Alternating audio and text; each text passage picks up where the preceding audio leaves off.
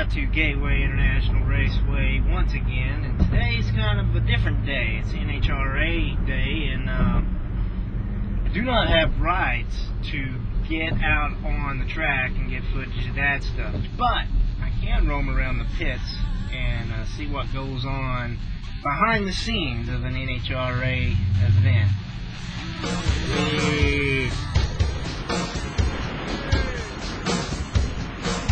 Anybody else? Moddin Art? Just him?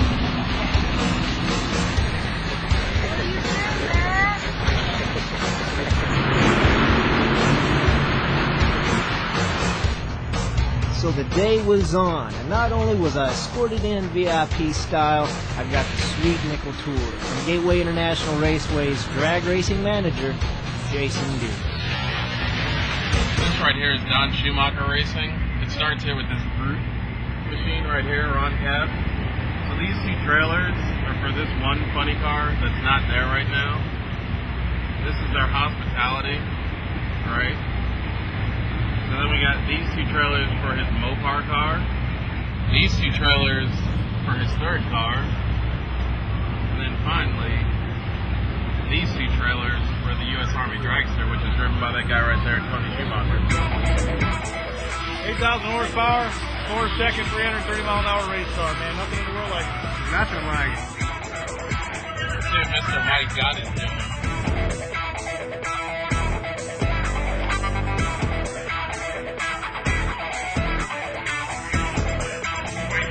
I'm surprised to see real headlights on this thing. No, they're all, I mean, they make all those, every car, not only these, have working taillights, that's all required, you know. And they're just trying to make them, well, the fan knows what they are. They're not like a funny car. You can't tell a Dodge Charger from a Impala, you know, other than if you look at the decal on the front. Do you guys typically have your own air brushes? No, we have Banshee Studios in Baltimore painted Alan's car. S&D, they painted this car. This car is new. How long does it take to pack a shoot? You have 75 minutes. NHRA gives you 75 minutes to do everything, get ready for the next round. And we're testing. You know, we try to make 7, 8, 9, 10 runs a day. So you turn it around as fast as you can, you can do the whole deal in 45 minutes. 75 minutes in between rounds to get everything ready for their next round. So as you can see, I mean, they're basically not wasting any time. They're already taking the engine apart, doing everything that they need to do.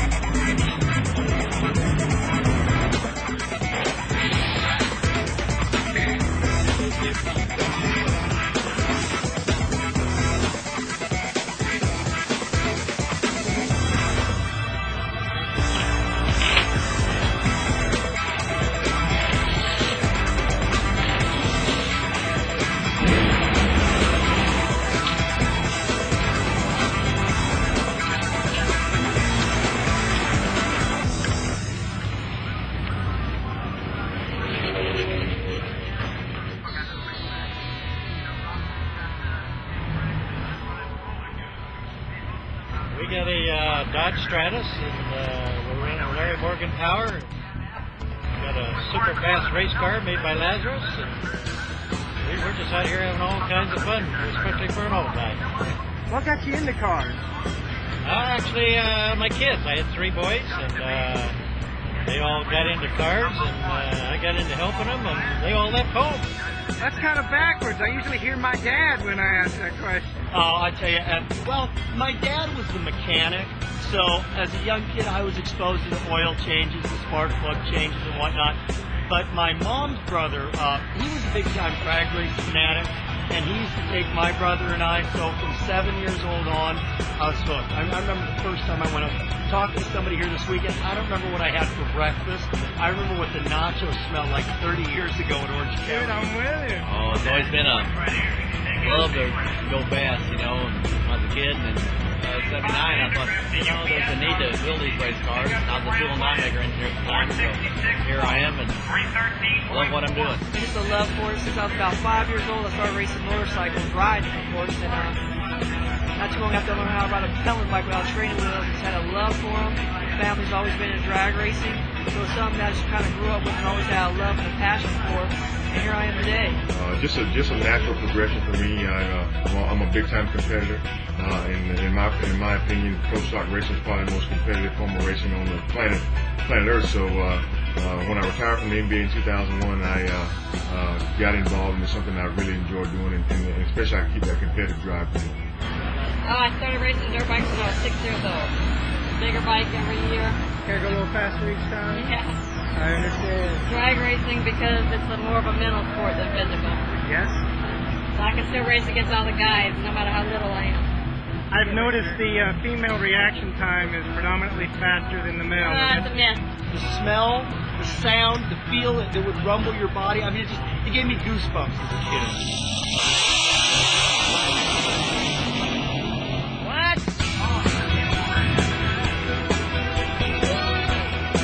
Tire workers.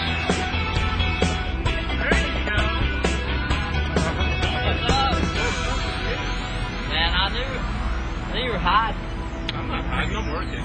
Oh yeah, so this is it. If you were described as a white Muhammad Ali on a motorcycle. He's an S-talker. I'm young, I'm pretty, and can't nobody move their feet like me.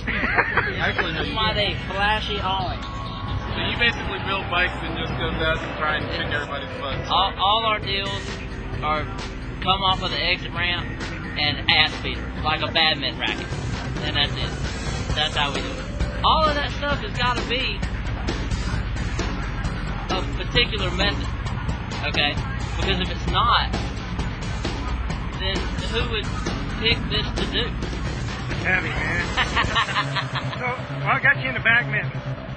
Huh? Give me a tour of this beast in here. Oh, the beast. Well, okay.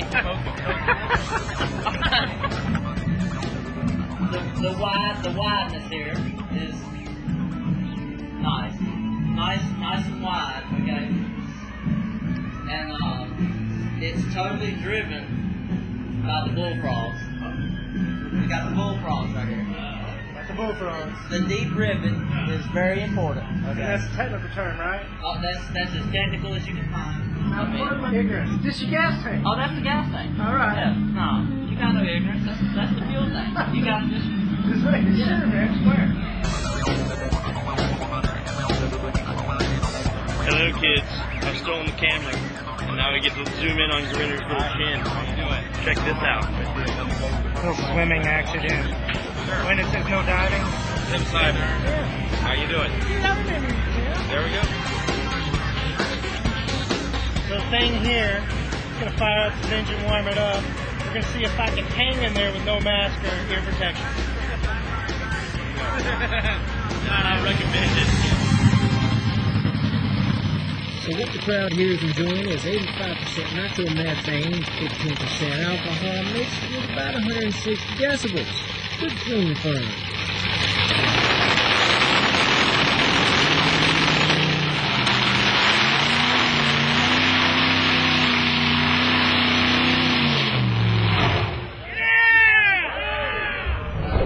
If you're going to be hanging around watching the nitro cars start up in the pit, you got to have this there. Because if you don't, the stuff really ain't good for you. It ain't good for your health, but You're the world's biggest fan, right? well, I think I am. I don't get to travel and nothing like that there. But anytime there's a big meet out here, you know, I'm out here. What else you got, man? You got your shades, you got your camera, and you got some hearing protection. Oh yeah, you got to have these. I like these because you can hear the cars, you know, and you can, you know, like when they pull up to the line and the pitch of the motor drops, you can hear all that stuff, you know, and you know, this is just the right stuff to have. Yeah, dude. You got 2 bags of swag, dude. Look at you. Yeah. shirts, camel stuff there. Just get you all excited there. So, drag race number 1. Over here is the rear end. We got done rebuilding it, and we usually get on average about 80 runs on a gear set. This is where it goes in the car. 4 major bolts on each side, bolted directly to the frame. No suspension. Carbon fiber rotors, pads. They dissipate heat, and the hotter they get, the better their stopping power is. This is our data acquisition. The computer records all the data from the run, and come over here. We'll download it into a separate driver's compartment. This is the race pack dash. It tells you all the data: RPM, fuel flow, oil pressure. Motor is mainly held on the 2 upper frame rails here, 2 saddles. The motor just sits down in there, and then the bell housing goes over right here. Drive shaft straight back to the rear end. Magnetos here, 44 amps to each spark plug, 500 cubic inch, hemispherical type combustion chamber. Gotta sport the Hemi. Yeah, it's all gear drive in the front. I have a fuel pump that's about 100 gallons a minute. Burns 15 gallons. So you burn 15 gallons on a run. How much does the tank hold? The tank's right around 17 gallons. All right, like that. just enough. Just enough. Right on. This is the blower assembly. It's all controlled off the pedal. PSI supercharger. The main fuel rails go into the cylinder head. They're all direct inject into the force. No gears, it's all centrifugal force. Okay. So like we'll move the throwout bearing away from these levers, letting these levers come up. You can see the motion that it makes, as these levers come out. It's applying more and more pressure to the clutch pack. So the driver can concentrate on driving, floor it, All you go do straight. is press the pedal, drive. Right on. There you go, that's Funny Car 101. You're watching Moddin Art. What you got there? What you got here? Weather station.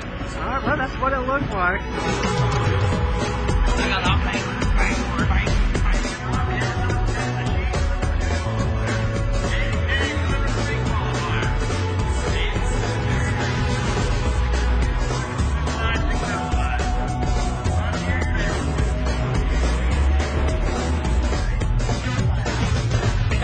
How you doing? Good day? I can still make the latest screen.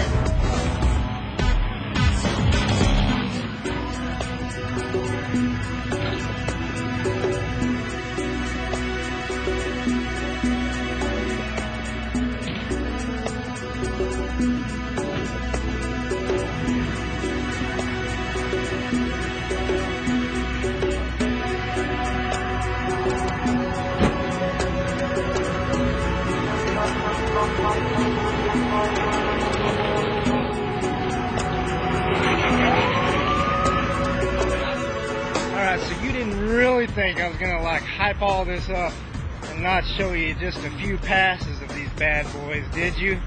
As if!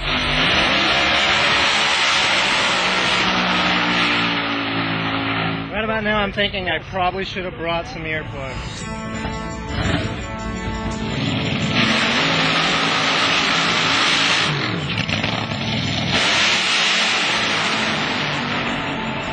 Brother, that will rock your world, because it literally shakes the earth. From the starting line to this 60-foot cone, in 0.92 of a second.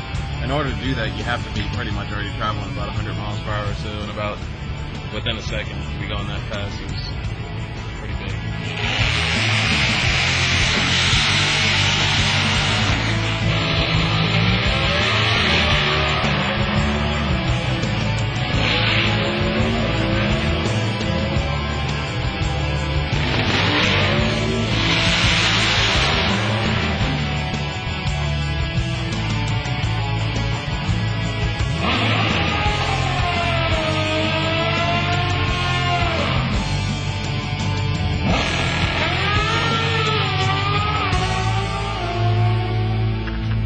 behind the scenes stuff you just don't get anywhere else. Radical Rich just bitten by a black widow.